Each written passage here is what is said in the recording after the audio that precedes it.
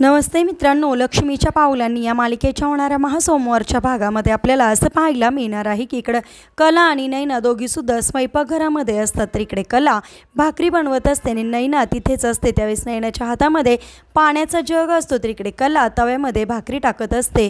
त्या क्षणी मुद्दामून नैना असं मनातली मनात म्हणते की केलेल्या कामावर पाणी फिरवणे म्हणजे काय असते हे तिला आता कळेल।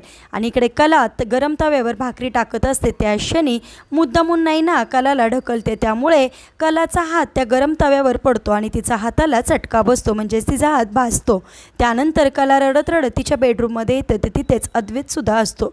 त्यावेळेस कला रडत असते, त्यावेळेस अद्वैत तिला विचारतो की काय झाले रडायला। त्यावेळेस कला म्हणते माझा हात भाजला।